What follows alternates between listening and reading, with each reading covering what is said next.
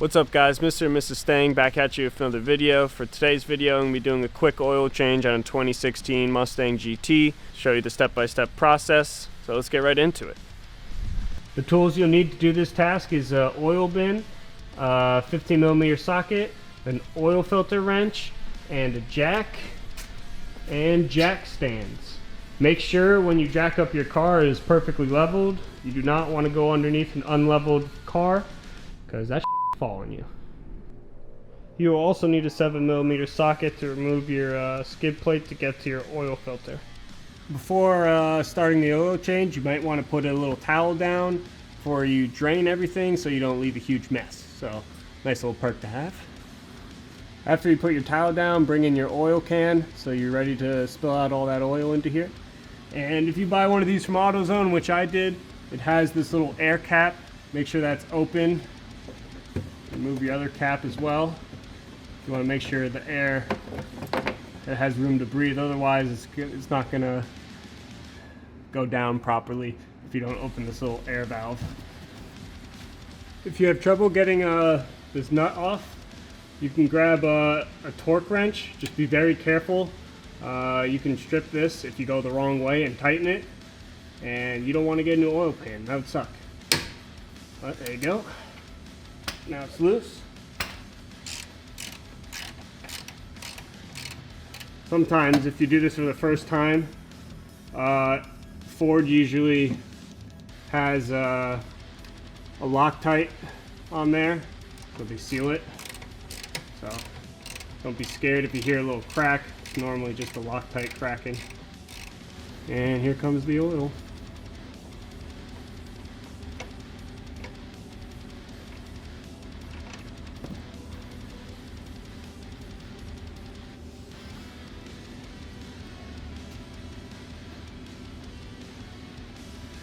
Make sure you get every single last drop out of there before you take off your oil filter. You don't want it to be dripping everywhere when you go to remove your oil filter. Unless you have another one of these cans, you can do both at the same time, but I'm going to wait until this is completely done dripping out, and I'm going to get my oil filter off. To remove this little skid plate, you'll have to remove 1, 2, 3, 4, 5, 6 bolts to take it off. It does help to have an extension on your socket bit. It will make it a little bit easier, but it's not necessary.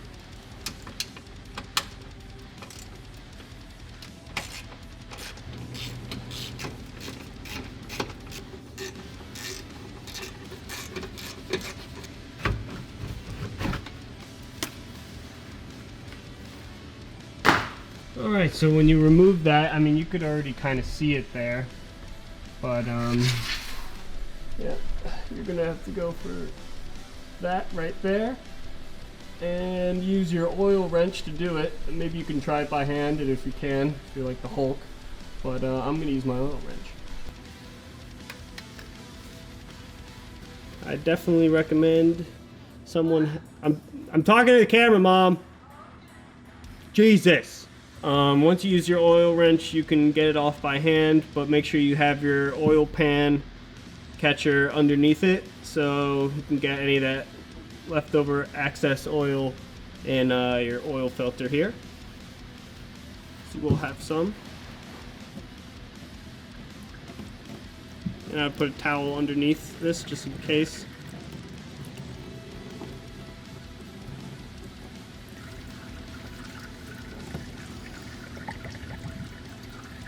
Now you just want to let that slowly drain out. It'll drip a little bit for not too long, but it'll also get air through your whole entire oil pan, so a little bit more access will come out of there. I just put a little quart container there. It's not going to be much, so as long as your car is not boiling hot, you know, you can use something like that. Yeah, so just let it drain out, and then we'll put our new stuff on. So I just went ahead and bought some AMS oil 5W20, 100% synthetic. I heard really good things about this oil, and the Coyote motors just love it. I went ahead and decided to get a Ford Racing oil filter as well, because I had the standard OEM oil filter, so give it a little bit of oomph, you know what I'm saying? I like to just prime the oil filter ring a little bit before I put it on. Maybe a little splash of oil in there. That's pretty much it. Then you throw it right on. Before you bring your oil filter up into place, you might get a little bit of oil on these cables here. So you might just want to wipe it off or try to prevent that from happening at all. I'm just going to wipe mine off because I totally hit that. All good in the hood. And let's bring it up into place. Whew. This thing is way more girthy. Well, my oil wrench won't fit that big of an oil filter, so I'm gonna have to really tighten it by hand.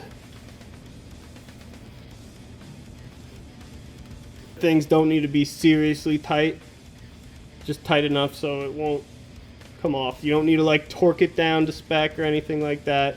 I just do it by hand or by wrench hand. That's it.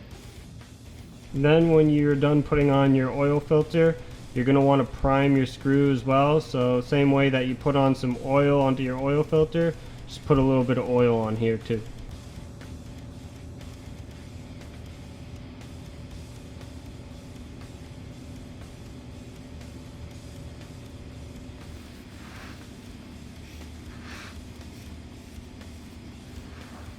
Then you just go ahead and put it right back on. You want to make sure you put it on nice and smoothly. You do not want to cross thread it. I'm telling you, if you cross thread it, and you'll have to replace your whole entire oil pan, and that will suck.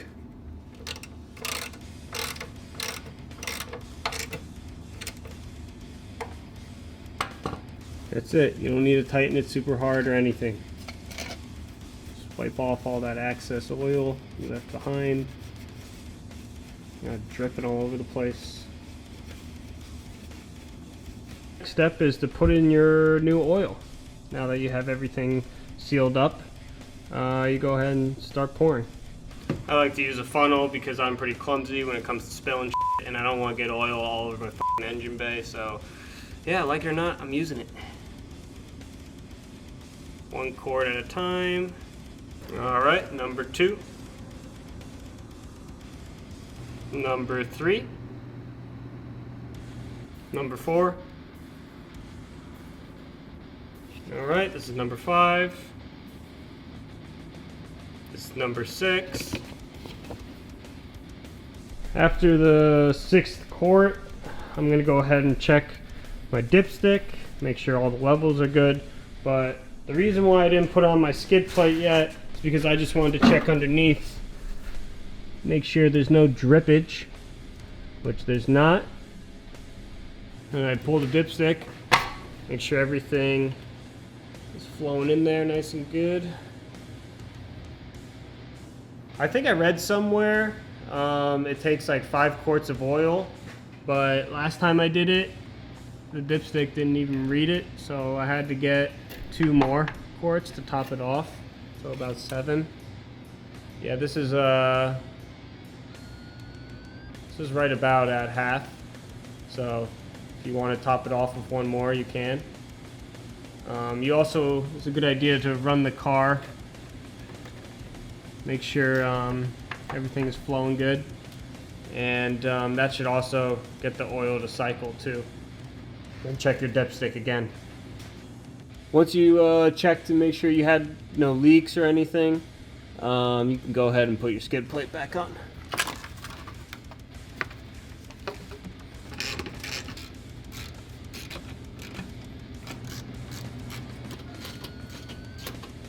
Hey Dad, you should take the dogs out on the grass.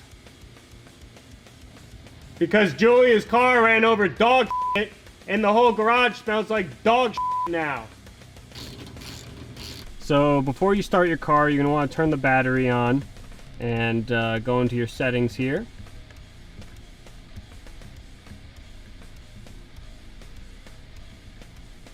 And then you go to oil life reset. Wow. So we were at 28 before. Now you just press hold on OK. And then bam, reset to normal again. So that's how you reset it on your car. Super easy. Now you can go ahead and give her a nice little startup.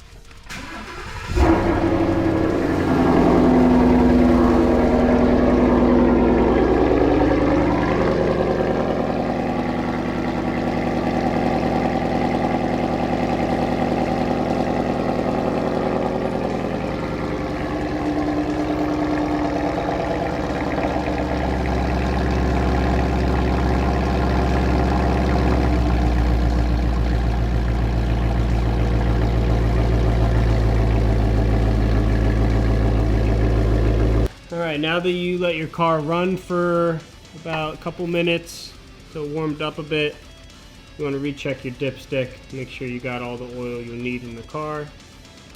Wipe it off and then put it back in.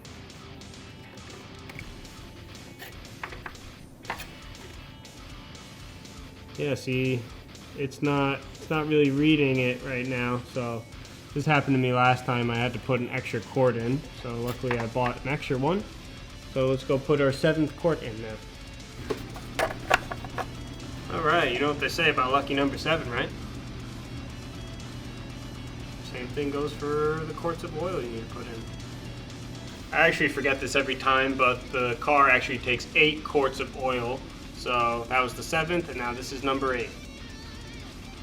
Alright, now that we actually got the right amount in, go ahead and check your dipstick, wipe it clean.